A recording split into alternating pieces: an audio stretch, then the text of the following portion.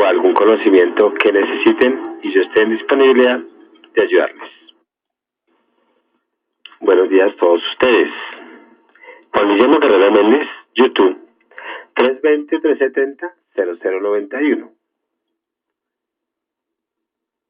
Ese teléfono es más para los que quieran llamar y quieran saber o quizá quieran una capacitación o algún conocimiento que necesiten y yo esté en disponibilidad de ayudarles.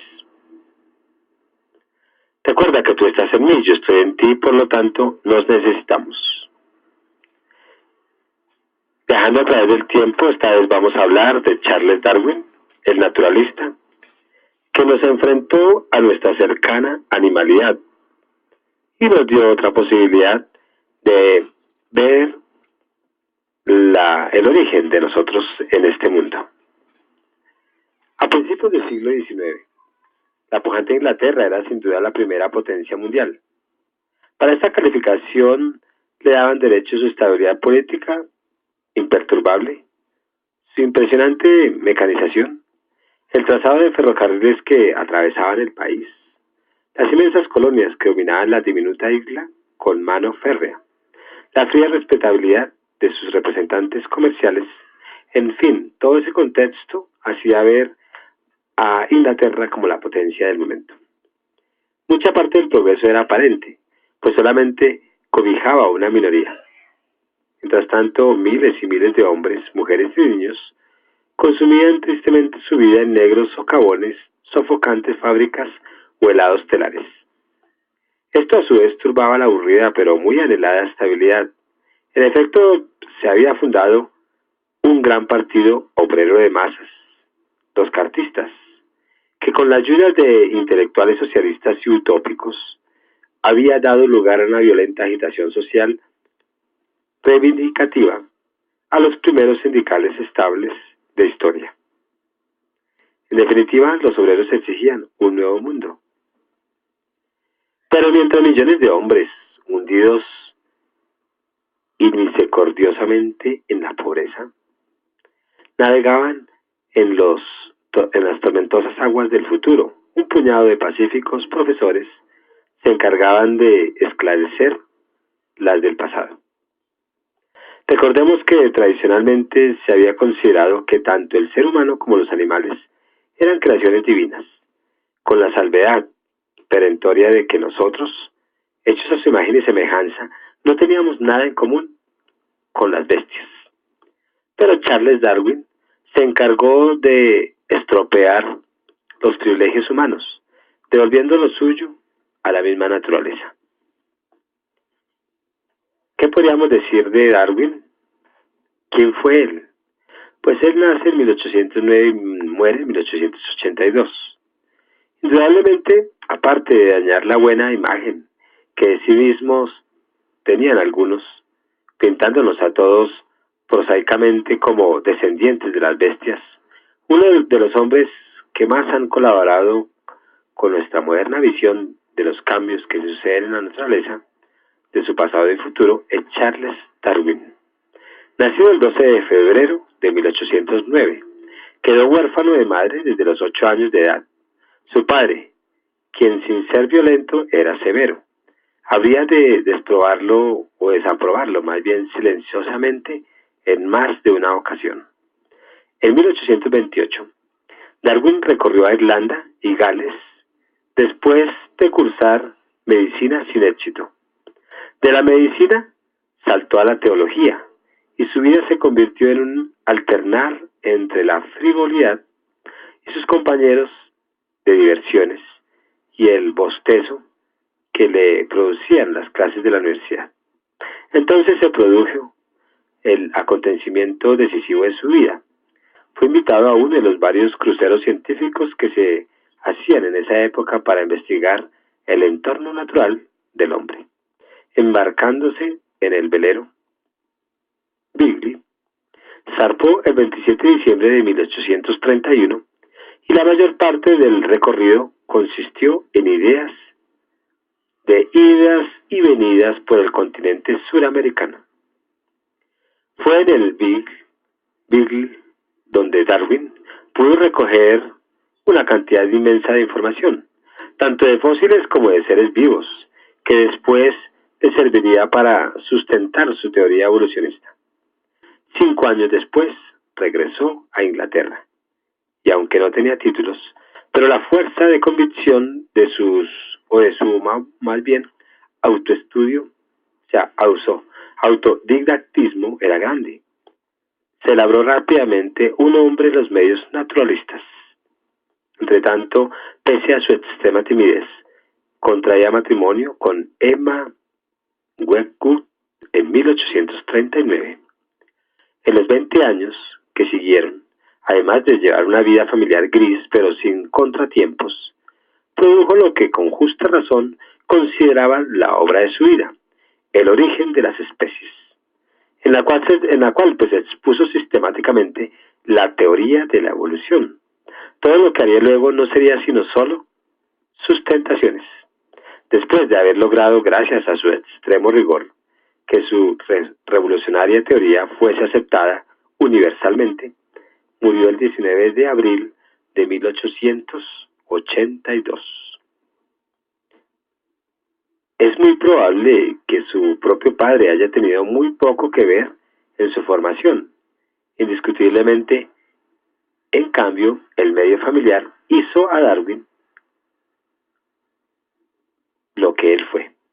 Por un lado, su abuelo, Erasmus Darwin, autor de Zoonomía o las leyes de la vida orgánica, era de por sí un distinguido pre-evolucionista. En el hogar, en general, se vivía un ambiente científico. Por lo demás, pues incluso la muerte de su madre, cuando Charles contaba con 8 años, sirvió para hacerlo amante de la naturaleza. En efecto, ante el golpe moral, el niño se aisló en la sociedad, dedicándose con fervor a coleccionar conchas, sellos, monedas y minerales. ¿Qué papel desempeñó ese tío Joss? Pues una de las características extrañas de la reserva y gris vida familiar de Darwin consiste en que los personajes pues que más lo impresionaron, impulsaron y ayudaron más bien si ayudaron, no pertenecieron a su núcleo familiar directo. Quizás esto arroje a un poco de luz sobre la timidez e inseguridad del gran científico. Pues bien, el tío Joss era una especie de intermediario entre Charles y su padre. Si bien indirectamente la humanidad le debe mucho a Joss, quien en su abnegado anonimato permitió que su sobrino pudiera hacer la travesía en el Beagle. Por otra parte, fue de aquel de quien Charles aprendió una escala de valores donde la ética y el rigor se combinaban con la flexibilidad. Cuando Charles se dedicó al estudio de la teología, lo único que sabía a cierta ciencia es que aún no había encontrado su camino. Sus anteriores ocupaciones no lo satisfacieron. No existía en él, por tanto, nada que ni de lo lejos pues pudiera llamarse auténtica vocación. Agreguemos que las actividades de Darwin en ese tiempo bien le hubiera podido valer un lugar en el infierno. Bebía, jugaba cartas, blasfemaba, en compañía, eso sí, de jóvenes de muy buena condición. Finalmente, pues el muchacho que no se había dejado seducir por Dios, terminó ganado por unas de sus más insignificantes criaturas, que son los insectos.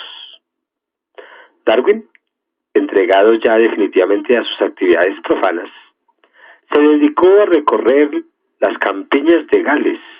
Allí, además de profundizar su conocimiento del mundo animal, entró en contacto con otra ciencia que jugaría un papel fundamental en su existencia, la geología. Podemos decir que fue en ese tiempo cuando Darwin completó su periodo de formación. Y no solo eso, sino también las indagaciones y colecciones del joven pero apasionado autodidacta, penetrante observador a la vez, y le dieron un puesto en el mundo científico y era el consentido de varias autoridades, lo cual revirtió naturalmente en un aumento de conocimientos y perspectivas. Para comprender, aunque sea de manera aproximada, la importancia de este tipo de viaje, hay que ubicarnos en el tiempo en el cual se producían. No había entonces sino un conocimiento remoto de la fauna y flora mundial. En cuanto al mapamundi, era apenas una aspiración, pues los contornos de África no podían aún trazarse con precisión. Una travesía como la del Beagle era entonces un salto a lo desconocido, algo comparable a nuestros viajes a la Luna, únicamente que las ansiedades, sino la difusión, eran tal vez mayores en este caso, pues siempre genera mayor interés la finca propia que la ajena. No diremos por considerarlo innecesario que en el Beagle estaban puestas esperanzas y ambiciones científicas de gran alcance que, por cierto, no quedaban frustradas. Malthus y la bomba demográfica. Pues Tomás Robert Malthus, 1766 nace y 1834 muere. Párroco protestante inglés, a quien Darwin reconoce como principal inspirador suyo, publicó anónimamente un famoso panfleto destinado a demostrar que el progreso humano tenía límites. Fue tal el éxito que tuvo que reeditarlo, naturalmente firmándolo. Malthus creía que mientras la población crecía geométricamente, la producción de alimentos aumentaba apenas aritméticamente. En esta circunstancia, solo podían sobrevivir los fuertes, los bien dotados. Los débiles y viciosos perecerían. De ahí, por lógica, se deduce la consigna: pobres, no procreéis. Que algunos discípulos demasiado acuciosos pusieron la boca de Malthus en juicio. El darwinismo social llegó a sus clímax con Herbert Spencer y Federico Nietzsche, quienes propugnaron la utilización de la fuerza para dirimir las relaciones entre fuertes y débiles, ricos y pobres, la poca o ninguna consistencia científica de la teoría, además de sus implicaciones políticas, terminó por hacerse perder toda credibilidad. No obstante, el darwinismo social aún hoy sigue teniendo vigencia como corriente literaria, aparte de Solá y Eugenio Sue, ya casi no leídos. ¿Quién no ha oído hablar, por ejemplo, de un libro como El mono desnudo? El mono desnudo. Ahí es donde nos damos cuenta que la teoría de evolución ya estaba destinada a ser vista algún día, y llegó el día. Quizás el más ilustre predecesor de Darwin, Jean-Baptiste Antoine Pierre de Monet de Lamarck, nace en 1744, 1829 muere, fue un naturalista francés y clasificó, basándose en un sistema inventado por él, todas las plantas conocidas hasta ese momento en su país. También es a él a quien debemos la división de los animales en vertebrados e invertebrados, descubrimiento cuya importancia, mirando en retrospectiva, no es difícil de valorar. Pese a todo, lo esencial de la actividad de Lamarck fue el descubrimiento de la transformación de los seres vivientes según patrones fijos. Lamarck consideraba que el medio originaba diversos cambios de animales y plantas, los cuales eran transmitidos de generación en generación, y concluyó que la función crea el órgano.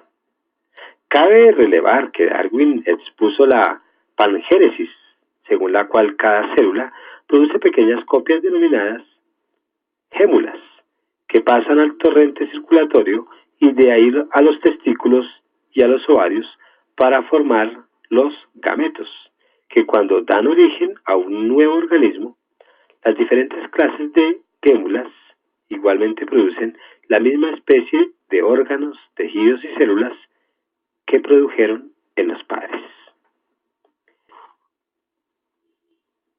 Cuando Darwin cuando viene a Sudamérica, él tiene una finalidad, pero ¿cuál era? Entonces el plan conocido, y parece que no hubo segundas intenciones, era realizar, por cuenta del gobierno inglés, trabajos de hidrografía en la Patagonia, en la Tierra del Fuego y en las costas de Chile y Perú, así como secundariamente efectuar mediciones cronométricas a lo largo de toda la ruta. El velero estaba al mando del capitán Fitzroy, y el joven naturalista fue incluido merced a la recomendación de su amigo Henslow, el tío Joss, quien en carta a Darwin se justifica en estos términos: sostengo que considero a usted como la persona más calificada de cuantas conozco. Y reitero lo anterior, no porque usted sea a estas alturas de su vida un naturalista consumado, sino porque ya está sobradamente preparado para reunir, observar y apuntar todo lo que sea digno de estudio en el campo de la historia natural. Por favor, amigo, no se atormente con dudas o temores humildes acerca de su falta de aptitud, pues yo le aseguro que es usted y no otro la persona que ellos buscan. El inventario de las observaciones registradas por Charles Darwin en su vasta obra Viaje de un naturalista alrededor del mundo abarca una variedad infinita de asuntos pertenecientes a los reinos mineral, vegetal y animal, sin descuidar todo lo referente a registrar temperaturas, alturas, latitudes y longitudes y cuánto fenómeno caía dentro de su campo de estudio. Haciendo un somero muestreo de sus anotaciones, lo vemos en Brasil, cautivado por unas ranas musicantes del género Hila. Lo vemos en Uruguay por los roedores, de los que llega a recoger 80 especies en la pampa argentina. También por los pájaros horneros y sus nidos de barro. Y también por las avestruces y los armadillos. En las Islas Malvinas por un extraño perro aborigen, algo así como un zorro alobado, aborigen de dichas islas y prácticamente extinguido, el Canis antarcticus. Resulta notorio, sin embargo, que las condiciones de vida de los seres humanos no lo movieron a la compasión.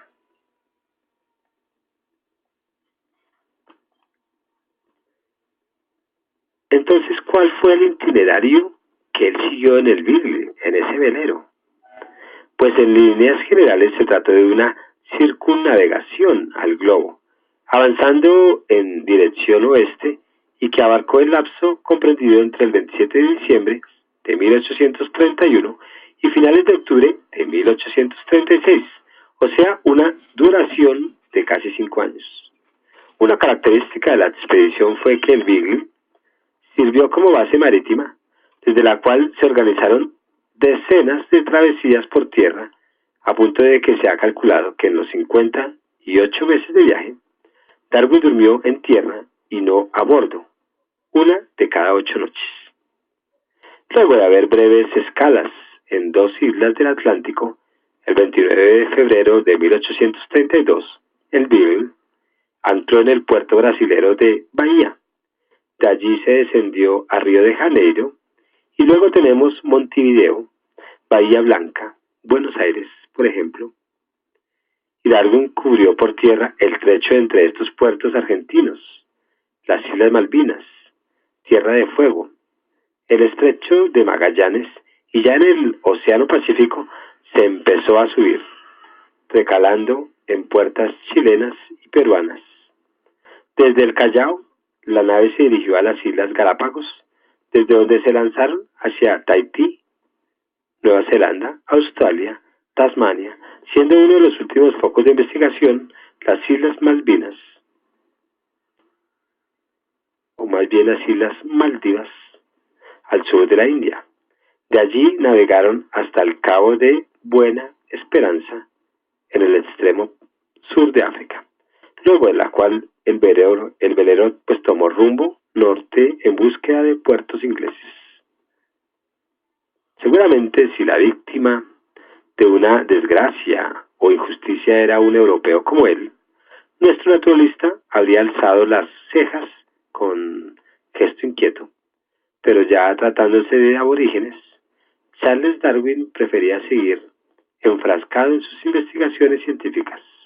Por ejemplo, a su paso por Tasmania, extensa isla situada al sur de Australia, escribe lo siguiente: todos los indígenas han sido transportados a una isla en el estrecho de Bass, de modo que ahora Tasmania posee la gran ventaja de haberse librado de la presencia de su población indígena.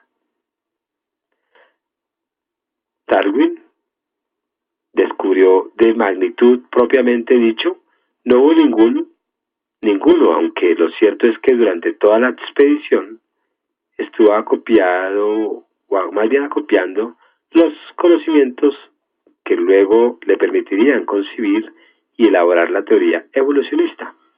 Sin embargo, los tres momentos más importantes del viaje fueron, al menos para nuestro sabio naturalista, cuando en la Patagonia encontró fósiles de animales ya extinguidos, tales como el Megatherium, el Megalonyx y el Milodon. ¿Ustedes saben quiénes son? Pues ¿cómo van a saber si ya se extinguieron? En Tierra de Fuego, cuando tuvo oportunidad de conocer la forma de vida de los Onas, habitantes de los más primitivos y paupérrimos del planeta, y en las Islas Galápagos, donde, según muchos de sus biógrafos, plasmó sus teorías evolucionistas, pues allí encontró lo que podría considerarse un museo viviente, sobre todo en cuanto a aves y reptiles.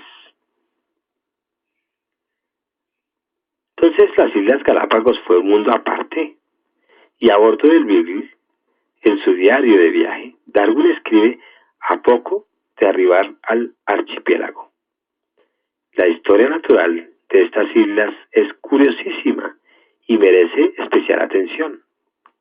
La mayor parte de los seres orgánicos que en ella viven son aborígenes y no se encuentran en ninguna otra parte, inclusive hasta que se perciben diferencias muy notables entre las que habitan en las diversas islas.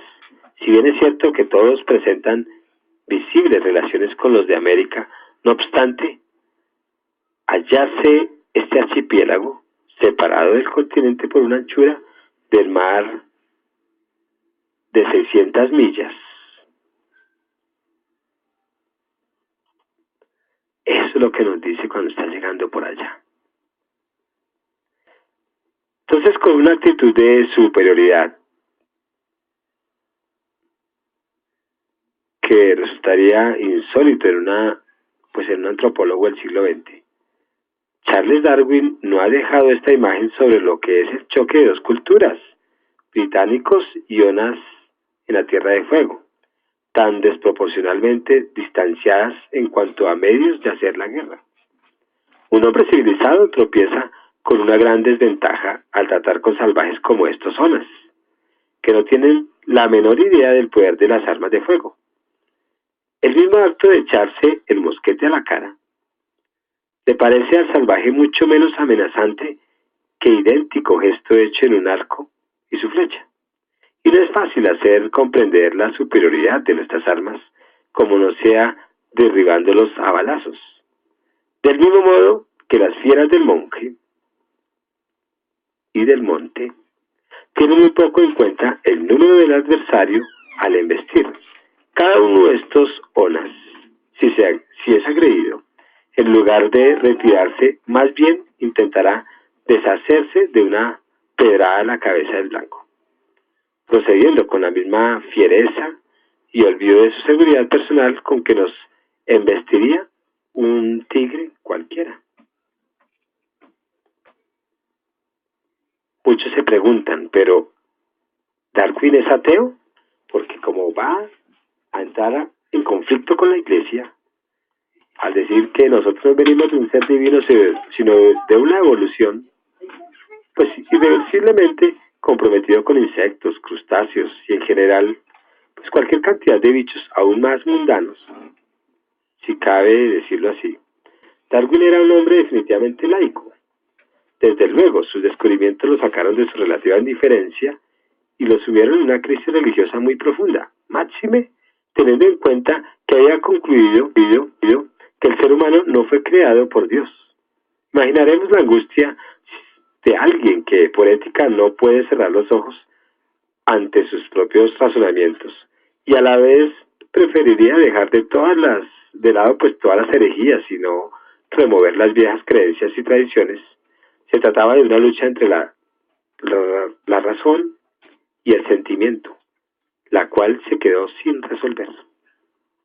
El agnosticismo, y si se prefiere, la fría religiosidad de Darwin, era también en cierto modo una actitud interesada, pues como persona insegura y tímida que odiaba los debates violentos, se cuidó mucho de negar un Dios que hacía sentir tan poderosamente su presencia a través de sus agresivos representantes.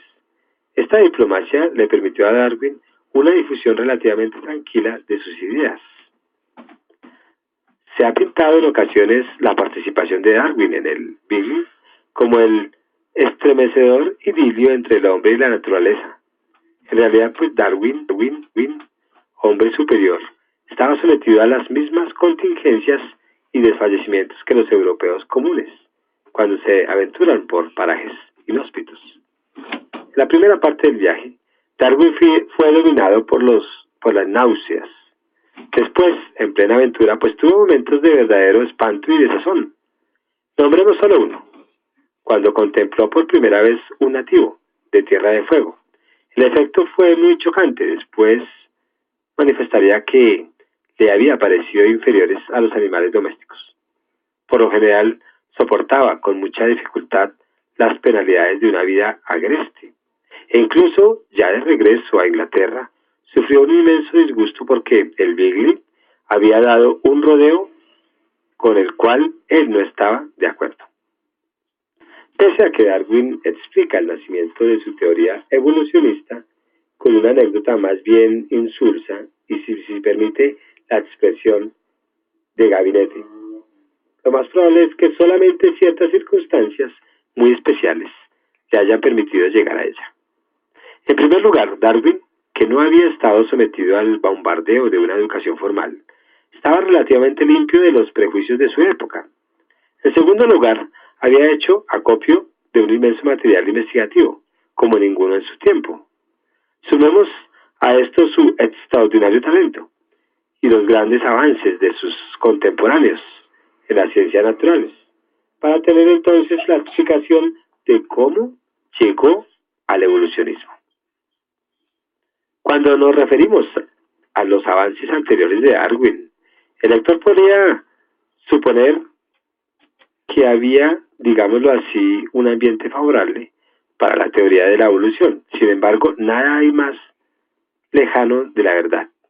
En efecto, pues muy poco antes del viaje del Beagle, algunos sacerdotes aficionados a incursionar en la ciencia, con el mayor aplomo y rigor, habían resucitado la disparatada afirmación de Newton acerca de que el mundo fue creado en el año 4400 a.C., pero añadiendo además la extravagancia de que dicho parto había ocurrido a las 9 de la mañana.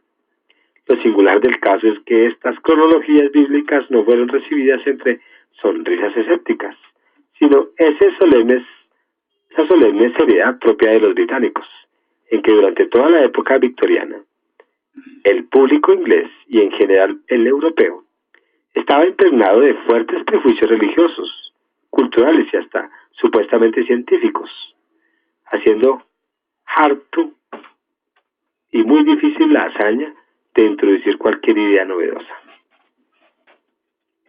La idea de que Darwin descubrió que el hombre desciende del mono está muy difundida.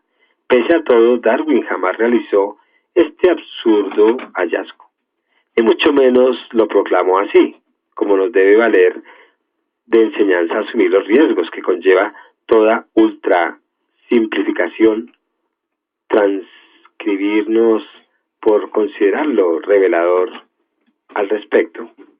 El siguiente párrafo, el origen de las especies, al pie de la letra.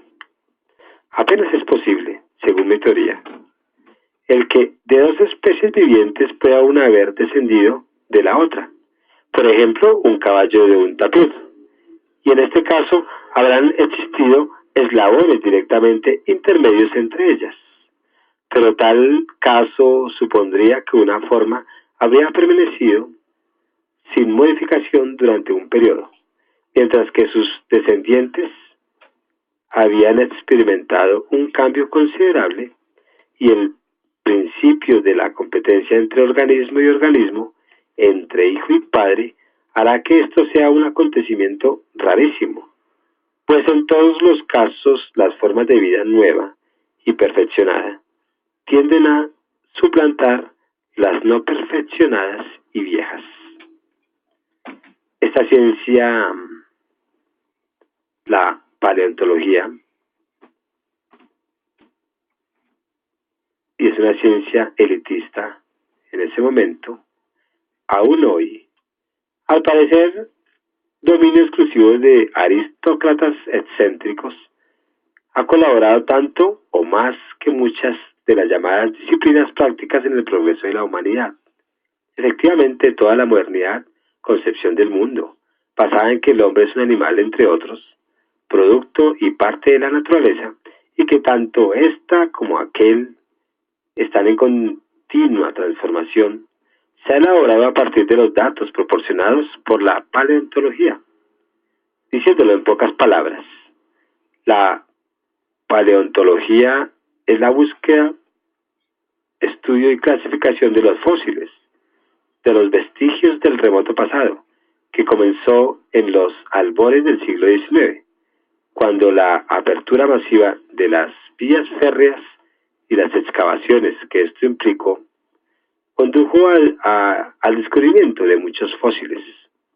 La paleontología recibió el espaldarazo definitivo durante la primera mitad del siglo XX, cuando se logró perfeccionar la técnica del carbón radiactivo, la única que puede determinar la antigüedad en sus millones de años de los huesos fósiles que los paleontólogos pues extraían de sus yacimientos. Gracias a la paleontología pues se ha logrado determinar que hace 4 millones de años ya existían seres homínidos en el centro de África. Pero esta cifra, que hace muy pocas décadas más bien, se hubiera considerado delirante, bien pudiera retroceder más aún, pues lo cierto es que la antigüedad de los homínidos parece cada vez mayor. Es curioso el darwinismo social. Existió antes de que Darwin pudiera escribir ni publicar nada. Realmente fue Malthus, un bullicioso economista y panfletario inglés, quien dio origen a esta teoría.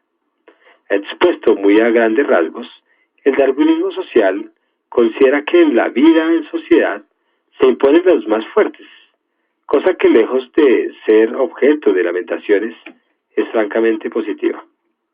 A su vez, este razonamiento conducía a un abierto elogio de las clases altas y la utilización de la fuerza contra las más débiles.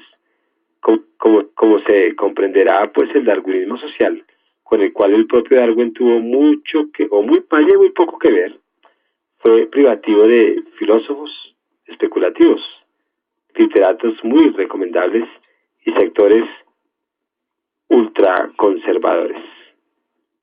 Él fue un tipo muy libre porque no era un académico de universidad o de colegio, porque allí lo anclan a uno y uno se vuelve un transmisor de conocimientos y no le enseñan el análisis. Darwin sí lo adquirió solito, observando a sus familiares y a otros científicos que sabían mucho, porque él fue un autodidacta.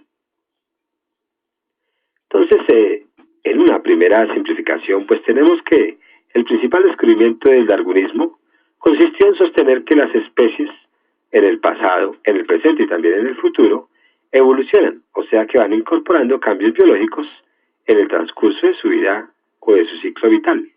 Ahora bien, el sentido o dirección de esta evolución se rige por una ley, la de la selección del más apto, que no es lo mismo que la del más fuerte, lo cual conduce a que en procesos que se miden por millones de años, estos, los más aptos, se impongan genéticamente sobre los menos aptos, de manera tal que las corrientes genéticas transportan cada vez mayor volumen de genes de los individuos que han demostrado mayor aptitud para sobrevivir, siendo al mismo tiempo cada vez menor el volumen de genes de los que han evidenciado una menor capacidad para afrontar los retos de la sobrevivencia. Y ahora si observamos que Darwin encontró que este fenómeno biológico englobaba un subconjunto de fenómenos interrelacionados que son 5. Está la prodigalidad de la naturaleza, la estabilidad numérica de las poblaciones adultas, la lucha por la existencia, la variabilidad de las especies y la selección natural. La prodigalidad de la naturaleza pues nos dice que todas las especies se reproducen en magnitudes muy superiores a las posibilidades y a las necesidades de sobrevivencia. Se derrocha vida. ¿Qué decir de la estabilidad numérica de las poblaciones adultas?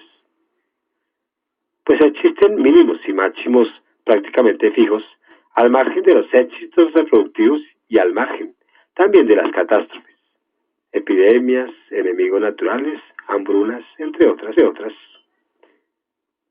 la tercera, la lucha por la existencia, donde la cadena alimenticia que liga a todas las especies vivientes. La cuarta, la variabilidad de las especies. Ninguna está constituida por individuos idénticos, puesto que cierto grado de variación es una ley universal. La selección natural lenta e imperceptible. Las características físicas de los más aptos pasan a ser parte del patrimonio genético de cada especie. Escuchando todas estas evoluciones o estas teorías, esta es una de tantas, porque hay muchas. Está la de la creación de un ser divino, es una, la del Big Bang universal 2, la de Darwin, donde el más apto evoluciona y reemplaza al menos apto, y el más fuerte se impone hacia el más débil para llegar a la extinción el más débil. Y hay una transfiguración en la mapa genético que lo hace más completo, cada vez más perfecto, para que siga sobreviviendo. Pues hay otras teorías como la reencarnación, que habla que somos increados, pero que estamos en la transmigración de las almas, de generación en generación, aprendiendo y evolucionando. Hay otras teorías, como la de la energía, que se presenta y tiene cualquier forma, y todo es energía y todo tiene una razón de ser y tiene un grado de evolución. A ustedes solo les queda en resta, hay muchas teorías, no hablemos más de teorías, pero a ustedes les resta aprender de todo ese amalgama de conocimientos que a través de ese raciocinio personal todos hemos llegado a decir cosas que vale la pena pensar. No importa si son mentiras o son verdades, lo importante es que el hombre necesita crear conocimiento, necesita darse respuestas, y las respuestas son muy variadas. O quizá yo les voy a dejar una teoría mía. Todas las posibilidades son verdaderas. Muchos caminos hay para el origen de cada una de las especies muy diferentes a otras. Y las teorías muy diferentes, lo mismo que otras. Muy contradictorias, pero son verdaderas. Así como tú haces un chocolate y queda muy delicioso con tu fórmula, y yo preparo un chocolate muy delicioso al revés o al derecho con mi fórmula, y también es comestible y es delicioso. Que los dos tengan una diferencia es diferente, porque los creadores tienen su propio tinte creador. Por lo tanto, les dejo mi teoría. Todas son verdaderas. Se despide Juan Guillermo Guerrero Méndez. En YouTube pueden encontrarme con mi nombre. Y me pueden llamar al 320-370-0091. ¿Para qué llamar? Para conferencias de productividad humana, conferencias de cualquier ciencia, elaboración de proyectos y mucho más. Recuerda que tú estás en mí, yo estoy en ti, por lo tanto no necesitamos. Sigan pensando, creando y siendo hombres en proceso de cambio. Muchas gracias.